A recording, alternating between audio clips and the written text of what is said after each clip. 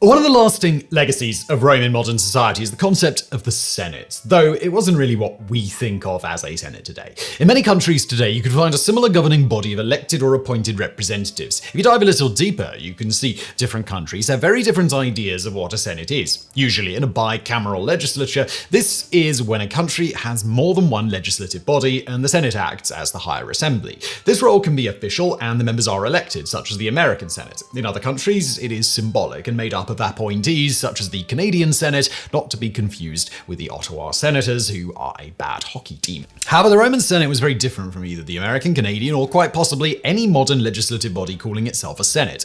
Rome's trauma as a former kingdom plays a major role in the mythology of the Senate, both in its rise and its downfall. In the regal period of Rome, Rome had its political and religious institutions established by kings. Romulus, the mythical founder of Rome, established much of its political institutions. Among those political innovations he produced was the Senate. They were elders from the top families of Rome and were 100 members. Upon the legendary disappearance of Romulus in 716 BCE, the Senate began a year-long process to choose the next king, showing that in the absence of a king, the Senate had a role to play even so early in Rome's history.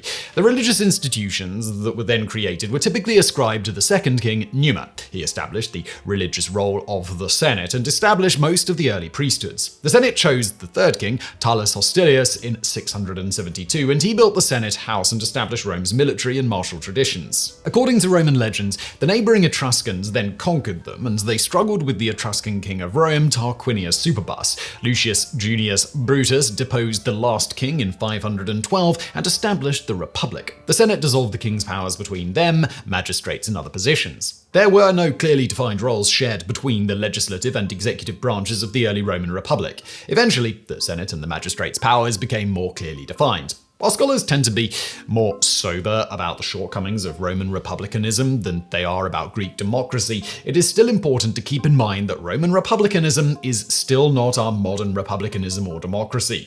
There are key differences. For one, the Roman Senate was not egalitarian, even symbolically like the assemblies. It was an aristocratic body, and one that had a lot of power invested in it. The senators saw themselves as belonging to the upper patrician class, and they enacted policies and laws that benefited their families and self-interests. In other words, there was corruption, and a lot of it. This corruption was intended to keep the senatorial class in power and enrich individual members. This meant that senatorial families held a lot of power, which would eventually lead to the undoing of the Senate and its restructuring during the Principate era.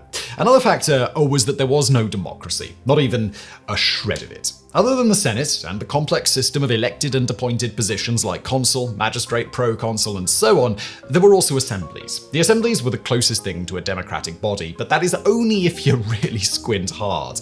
It was dominated by the upper classes, and the plebeians, the ordinary citizenry, were vastly underrepresented. They usually just consisted of one voting bloc. The nature of how the assemblies worked meant that the plebeian representatives often didn't even get a chance to vote. The relationship between the assemblies and the Senate is a complicated one, as each had their own source of powers, and the assemblies were meant to represent the will of the people, even though in practice it represented the wealthy. In wars, the senators made out like bandits. Well, really the legionaries did, but the senators pocketed much more than the average legionary could. From spoils of wars, including civil wars, senators could make a lot of money. Senators were already very rich during the Republic. Depending on the era and until property requirements were lifted, a legionary needed to own property valued anywhere between 100 to 400 denarii. In contrast, senators owned tens of millions worth of such property, which included large estates and farms in the country or estates in the city staffed with tens of hundreds of slaves. Legionaries, on the other hand, lived quite meagerly. When Caesar raised the salary of a legionnaire from 125 to 225 denarii a year,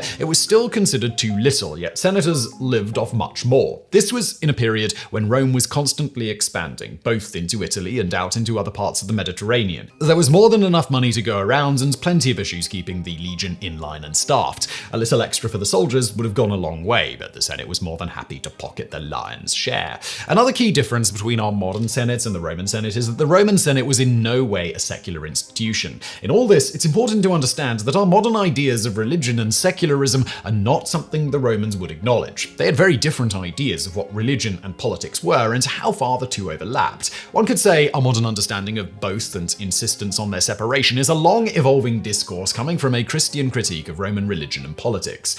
On all this, Roman religion had four main colleges of priests. Number one, the College of the Pontiffs, which had various roles that ranged from the Vestal Virgins to the Pontifex Maximus, or head priest. It was the most varied of the colleges. Second, the Augurs, who read divinations for the Senate and the army, as well as inaugurated temples and sacred spaces. Third, the Decemviri, who were priests dedicated to the Sibylline books, a set of ancient Greek prophecies. And fourth, the Fetials, the final set of priests connected to war and diplomacy. Other colleges would appear later, but these were the four main ones connected to Roman religious life. Now, at this point, you might be wondering, why are we talking about priestly colleges? Well, let's just say that the Venn diagram of senators and priests is pretty overlapping. Many of the priests were senators, though not all senators were priests. Senators became priests by appointment, and in the Imperial era, by the emperor's appointment. The priesthood was a lifelong appointment, and slots were limited. This caused Augustus to open a new college of priests just to satisfy positions for senators in priesthoods. There really were very few limits as to the relationship between the priesthoods and the Senate. The only priests with significant limits were the pontiffs flamens, due to the individuality their priests were afforded compared to other colleges. Flamens were not allowed to become magistrates until later during the empire, and they were allowed a very limited time away from the city of Rome or from their own bed, depending on the suborder of the priesthood. This was not good if you lived or had duties outside of the capital. The other priest that was completely barred from any political duty was the Sacred King. The Sacred King was part of the College of Pontiffs, and he inherited the religious duties of the ancient kings. It's not hard to imagine why he was barred for duty, considering Rome's trauma about the regal days. The emperors quickly learned that the priestly colleges were a good way to keep senatorial friends happy, enemies flattered, and generally exercise power. In the empire, it was the emperors who could appoint priestly positions. Regardless of empire or republic, the priests of the Pontifex College were the ones who put forward religious laws, and it was up to the Senate to approve them, making their relationship quite symbiotic. Senators were so used to witnessing the priests in action that for certain priesthoods, like augurs, the learning process can be quite easy since they witnessed the priests in action for many years as a senator. The augurs inaugurated the Senate House as a templum, a sacred space. Women were barred from the position of senator, as they were of most priesthoods except for one famous exception: the position of Vestal Virgins. Even the Vestal Virgins were linked to the Senate. While only young girls could become Vestal Virgins, these girls were often drawn from the senatorial class and had senators as family members. While some senators did not want their daughters to become Vestal Virgins, others competed with each other to have the emperor appoint their daughters. During the Republic, the Vestal Virgins were dedicated to the goddess of the hearth. During the Empire, they shifted their duties to the devotions of the emperor and his family, while still maintaining their connection to the hearth, connecting the emperor directly to the heart of the Roman household regardless of class. If you were an ambitious senator, having your daughter be a priestess of the emperor and the hearth was a very good thing. Obviously, this is generally very different from how our modern senates or legislative bodies run or interact with religion. So, were the Romans themselves alarmed about the concentration of power in such a small group of people like the priests and the senators?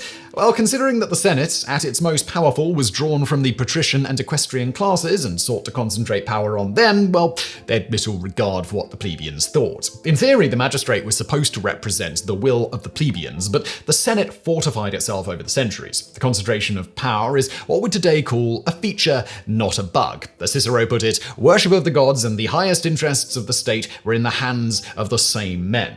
And, well, that was how they liked it. So, where did our ancient template for modern legislative systems go wrong? Well, before the emperors, it was powerful men like Pompey the Great and Julius Caesar who began to undermine the Senate. Men like these two set the stage for what was to come later. Now, it's important to note that the emperors were not kings during the Principate period. They were the high priests, gods, and had king-like power, but they had to perform a delicate dance. The Senate wasn't so much the partner they danced with, but rather the dance floor. This is as it was during the Principate, the period when the emperors were shrouded in layers of laws, rituals, and anything they could do to not be portrayed as kings. They pretended to share power while concentrating that power on themselves. The Senate had a huge part to play in this. They allowed the empire to happen and even hailed Octavian as the savior of the Roman Republic. The Senate made the position of emperor by a complex stacking of religious, civil, and military titles upon him. Over the years, the emperors better reshaped the Senate to bend to their wills. This started, in a way, before the emperors, under dictators like Julius Julius Caesar, who ballooned the Senate to 1,000 members. Octavian trimmed that number down to around 600. Octavian and Julius before him